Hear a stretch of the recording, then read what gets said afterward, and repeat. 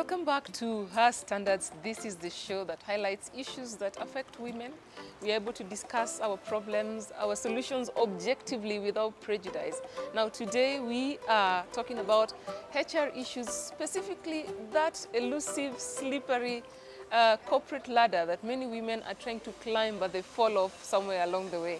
I'm joined by an amazing panel, a team of women who are experienced in human resources department. They have done this for a very long time and they're just dishing out wisdom, especially for women in the corporate field, young women who are just coming up in their careers.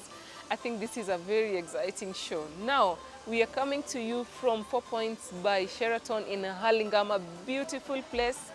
You can see it for yourself. You can come and have a good time with your family, with your clients, office conferences. I'm even told they have happy hour for the clients who imbibe. Now, if you want to talk to us, if you have a question, you have a comment, that burning issue about human resources experience, what happened to you or happened to a friend, talk to us.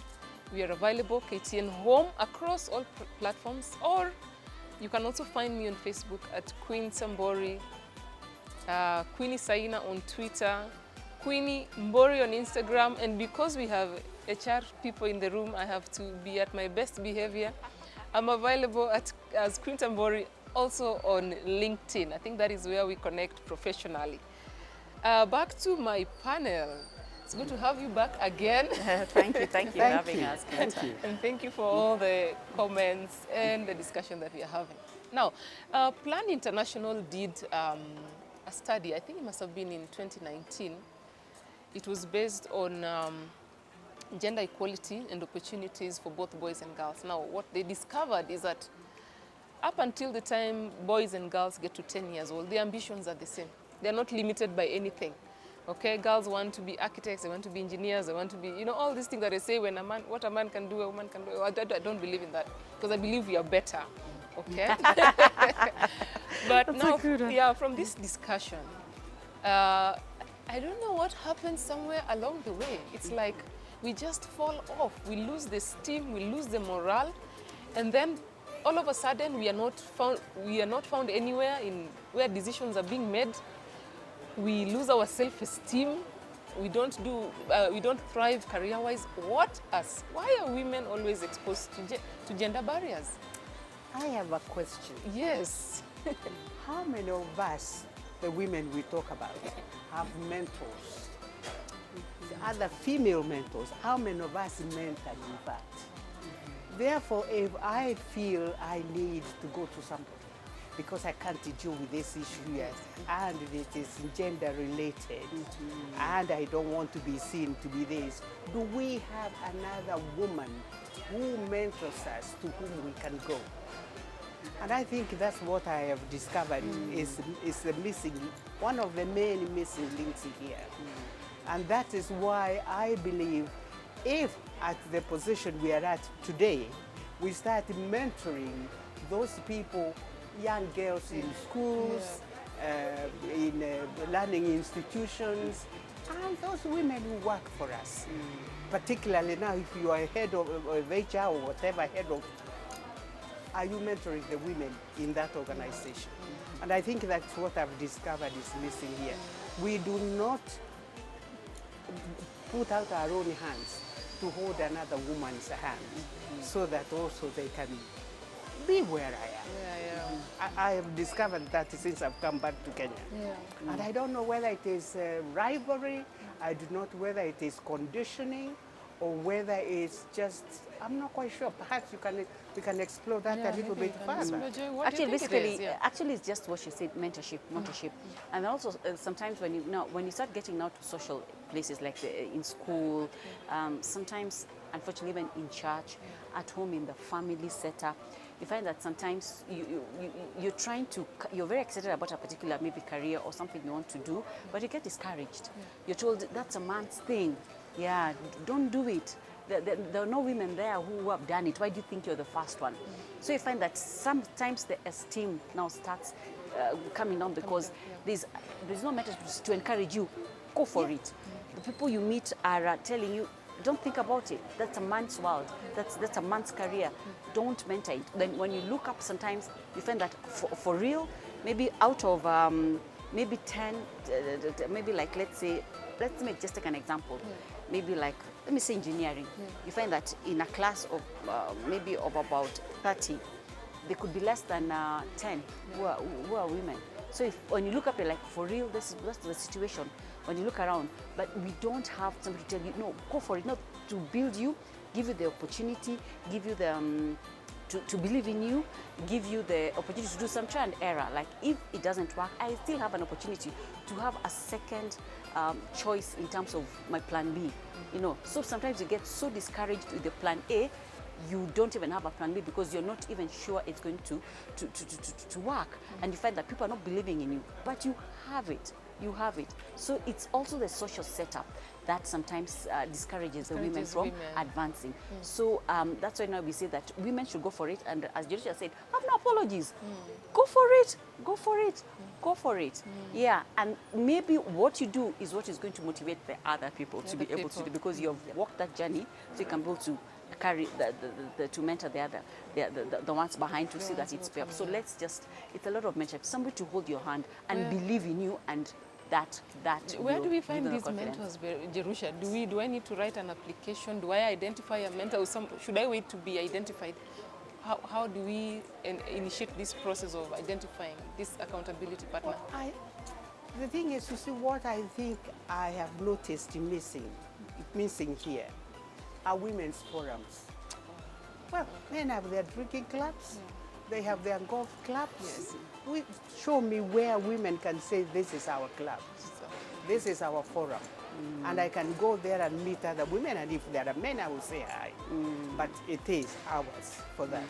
And I think the professional women, I feel they have a responsibility to set up a professional body, a forum where we can go as professionals, irrespective of what my career is. You could be a scientist or a pilot, or I care, but we are women. That is what we have in common.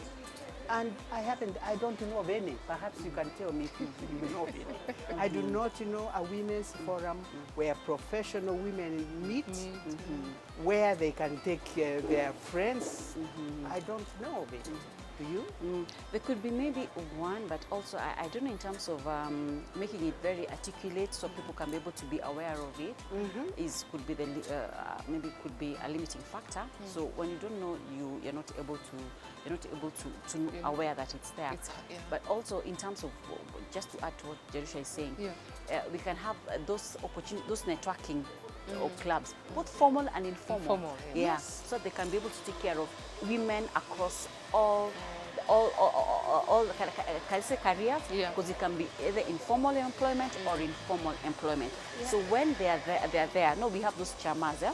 So now how do you grow them to be more in terms of being able to build us? Just in addition to just maybe the merry-go-round and the cash banking, how do you make it more in terms of helping us build us more in that area? So that's a space we need to look at more. So networking is so important, because from there you can be able to identify the person who can mentor you, or certainly somebody can be able to identify you because they can be able to see the potential in you. So it just needs lots of these clubs for the different careers, professions, both informal and informal sector. That will really help us, women, to be able to build themselves. Right. And one more thing, in terms of the responsibilities that we have as women, I know that has really come up in many forums. In fact, I remember I was listening to Safaricom Sylvia Mulinge, and she was saying one time she was also listening to Caroline Mitoko, and Caroline was saying, I need a wife. Yes. Based on, there's so much that is attached to us. I mean, apart from work, trust me, I know 90% of women, especially the ones who are in that age where they're taking care of other responsibilities, when they leave work and they head home, then you remove that, the work gown and the cap, and you get to the gate and you put on another cap and another gown. And when you get there, it is expected that you give 100%. Now, we are not what energizer bunnies sometimes. I never said that. I have a question. when young women are coming together with young men, isn't that where we should be sitting down and saying, by the way, I'm not going to be just a wife. When we go home, I'm as professional as you are. I go to work, you go to work. When you come home, this week I will look after domestic issues, including with children, if there are children. It is me who will cook, it's me who will do this week. Next week, it is your turn. I think coming to that sort of arrangement. Does it right work from the beginning. Does it work here? Is I it don't know. practical? I Joy. do not know. I don't know, you know, we find that women, when you define a woman, you define a woman as a mother, a wife, a career woman, a student, because you're still empowering yourself in terms of being caregiver, caretaker, everything. So as Jerusha is saying, why do we meet halfway? Because as you say, in terms of support, where do we meet halfway? Because honestly, even though you're told women are they are very they can be able to juggle so many things at the same time. They can multitask. Yes, but at the end of the day, it's just that single woman. She's going to burn out. She's going to burn out. Where do you meet her for in terms of being able to support the women? And that's why sometimes you find them dropping the ball, because you find that they can, in as much as you want to juggle all the balls, you might not be able to excel in all of them. Then you find one which might suffer is the one maybe which is your career, because you can say that I want to put my family first. Yeah, and you give it your all. But now the career also expects your all. But when you go home, as you say, 100% is expected of you as a mother, as a wife, as when you go to class, when you're advancing your education or wherever you're going to build your skills, you expect us to excel there. In your career, expected to excel there. So it's such a juggle, and sometimes you find that the woman can get a fatigue because you're trying to multitask, and the society looks at you as a multitasker. They don't want to understand that you're a human being who can burn out. So we have to let go some of these baggages. Yes, it's a partnership. Yeah, And you know, when it comes to the work front, and I think you are the experts in the room, maternity leave, for example. Yeah, some women have lost their jobs when they go for maternity leave, which is unfortunate. Really? Yes, actually, I believe so. illegal. It is illegal. It's People illegal. have, You should they not have, lose because those are some of the barriers that stand in the way of going up there. So somebody has risen up to a certain level, then they go home to take care of their child. When they come back, the position is non-existent. But you go to court, you don't take it lying down. Yeah, it's Because now there are avenues Yeah. where you can go and take your case. the Employment Act actually protects the woman by Absolutely. clearly Completely. defining what it is. So Maybe- it would be. Yeah, sorry. No, it's so true. Sorry for interrupting Sorry. you. I mean, It's heated. It's heated because, I mean, why should I leave a job because of being a woman? Biological features I was given to carry a baby and have a baby, and it doesn't make me any lesser a career woman by having a baby. It doesn't mean that when I have a baby, I'm going to perform less because I'm now become a mother. So I think it's illegal. illegal. It's very Employment unfortunate. law and state Employment Act. Yes, and I'm happy to say it protects the more people woman. should know about it, Yes, Joy. yes. And we should do a lot of education, and a woman should know their rights in terms of. You should not just lose your job and you say that, I was fired because I was expectant, I was fired because I have a baby. So even women have to take that responsibility. They have to speak up about it. Speak up. Absolutely, that's the word. Unapologetically. Absolutely. So it covers the women. It is. The labor laws cover the women. So you should not be disadvantaged because you're Just because gone on maternity exactly leave. because of just performing your biological But function, exactly. you know? You're a mother. You're supposed to carry the baby for 9 months and take care of the baby for 3 months to suckle the baby, and also you can even take your annual leave. You can take 4 months. And also have arrangement on how you can take some hours. You're either coming a little bit late or early, some as long as you flexi meet. hours. As long as you meet what in terms of the work that you're expected to do, that should be the focus, not because I have had a baby. Yeah. Interesting. Now, people sent us questions, and one that actually, when we told them we were coming to talk about, the corporate ladder, but one thing that kept coming up was the issue of negotiation. Education. Negotiation. How do I negotiate better to get paid for the work that I do? Because the comments that were coming in is that some people they're getting the short hand of the stick. They're not getting paid for the amount of work that they put in, compared to, say, a male counterpart. Same position, same responsibilities, but now when it comes to the bottom line, it is a different story. So how can women negotiate better to be paid for the work that they do? The thing is, number one, Joy is more the current practitioner in Yes. this. I used to practice it. But my job description tells exactly what I would be remunerated for, the responsibilities that I've got. That is the beginning. When you come to the end of the year and you are negotiating, now it depends on how I've also performed. Yeah. And the performance management here, I have discovered over the years, leaves a lot to be desired. Because I meet my boss only when he is assessing me for the end of the year appraisal or salary raise. Joy, I hope it has changed. But that's how I found it here right at the beginning when I came back. Yeah. And therefore, the people who, when you meet your own manager or your own supervisor, number one, it is because you are being displayed, you have done something wrong. It is not to say, I love what you have done. There is no praise. There is no appreciation for the work that you do. So then you are left not knowing even how you are performing. Nobody is giving you feedback. Your own supervisor, your own boss, whether male or female, by the way, in this case, doesn't give you feedback. So you have no idea where you are going wrong. However, being assertive and knowing your rights. Absolutely assertive. And showing that, look, This is I got this percentage for this piece of work. Tell me where I went wrong. As far as I'm concerned, I fulfilled everything that was required of me as far as this is concerned. And we sit down and negotiate based on facts. My work speaks for itself. But the thing is, you see, women are very shy in putting forward their own position. It's as if, oh my God, we are What will forever they say? apologizing. I don't know. No, that's so What true. will people Actually, say? that is so true, what Jerusha is saying. And sometimes opportunities come for making a career change. And you find that you're qualified for a particular position. And when they sit at the table, they ask you, so tell us, what's your salary expectation? One of the things I've seen with the ladies is, as the modesty, we undersell ourselves.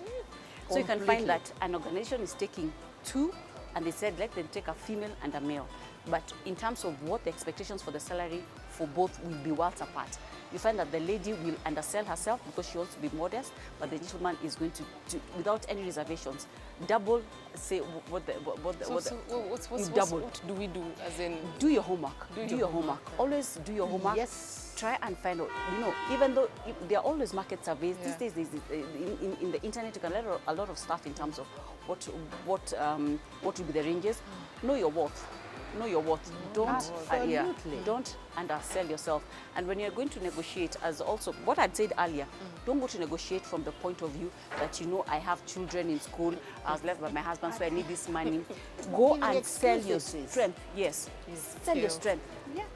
Convince the panel that the strength that you have is going to bring value. Yeah, and in structured companies where the salary structures are, you'll be able to be rightfully placed because of what you're able to potentially bring on the table. So always have no apologies, because that's modesty is what makes us lose out when you're coming to negotiate for the salaries. Yeah, so know your worth and do not make any apology or shy. Yeah, don't say like, I think I'm worth 100,000. Or what do you think? You will show me how, why? Yes, yes. Or give me an offer. Yeah, give me an offer. Yeah, What's they an can't offer? give anything. Yeah, I think I'm worth this. Yeah, you're not The confident when you're first saying you're worth. shock I ever got, we had an employee and we wanted to terminate him. And he was a young Asian boy, young man. And he said, no, I like working here. Tell me why you are terminating me. Can you imagine a woman saying that? Yeah, they just say, it's all right, okay, okay. No. Not even what have I done, where did I underachieve? Exactly. Nobody has said I didn't. Yeah, Nobody yeah. has given me feedback Yeah. throughout to say that I'm not performing well. Yeah. But it comes the end of the year, I am marked below 50. Yes, How is that? question. And we accept question. it. Question. Yeah. No. Yeah. And Let me know how I came to get this. Absolutely. Where did I Absolutely. not perform Absolutely. properly? absolutely. Put the onus on them to prove that you didn't perform. Absolutely. Not the other way around. Absolutely. Not them telling you, show us what you did. Yeah. Yeah. Yeah. Yeah.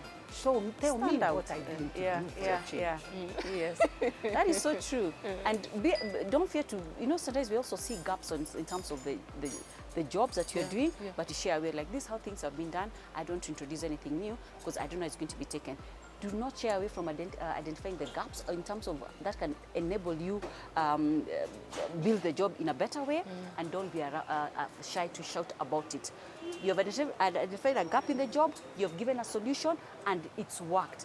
Don't be shy to talk about Speak it. up. Speak about it and be very confident when you're doing that. Be very confident.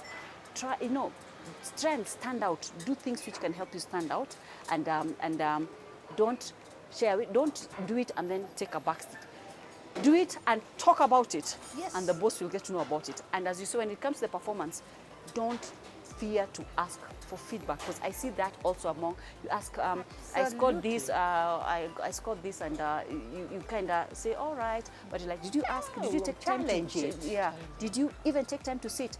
No. When I was told this by the boss, I mean, that was it. Challenge, try and get to understand what do I need to improve and make me a better person. I am aiming, have goals. Have goals. I'm aiming to be a one. What does it take to be a one? And periodically visit, as Jerusha said, don't wait until the end of the year. Visit and say, like, I've done this, like to the end of the quarter. How do you think I've been performing? Get the feedback. At the end of the year, nobody can come back to say that you will be forever imprinted in your boss's mind. So just that aggressive, but also not in abrasive matter, but in a manner that you people know you make yourself relevant to your boss, to the department, to the organization. And you talk with the facts. Yes, with facts. As Joy says, but you talk with the facts. Yes, and not about being politically right. It's by being right because you're right, because of the skill set that and what you bring on the table to the organization. Yeah. Oh my God, I hope you're listening. So much information coming through. Speak up. Have your facts right, negotiate, look for feedback. Don't wait until the end of the year, and so much more. Get the right skills.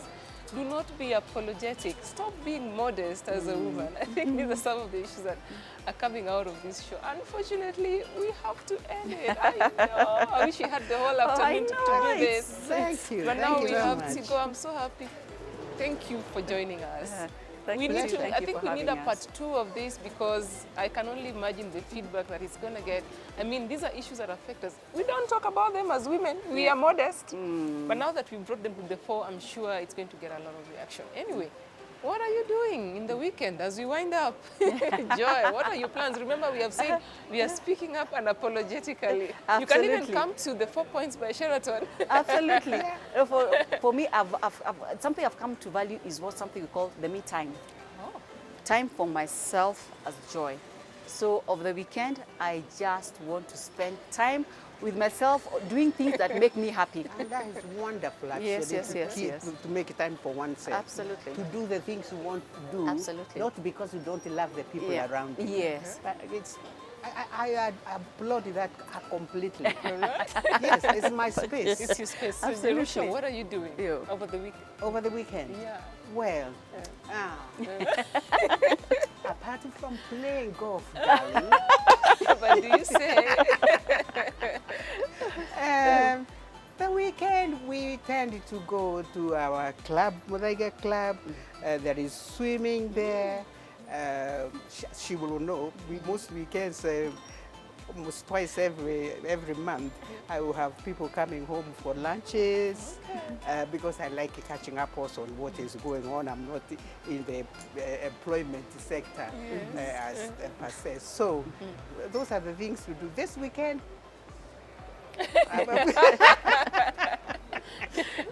I'm not quite sure quite what you are doing yet. You see, when the kids are grown up and you think only about you two, Yeah. you wake up and say, shall we do this today?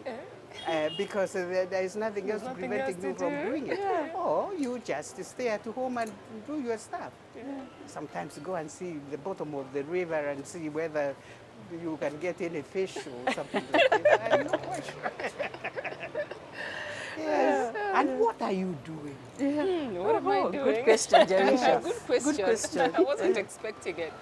I think I'll also have some me time. Probably go to the spa or just have some quiet time. I like my own company, so that makes the two of us enjoy. Yes. So I'll definitely keep myself busy. But thank you so much for coming to our standards. Thank you for the highlights.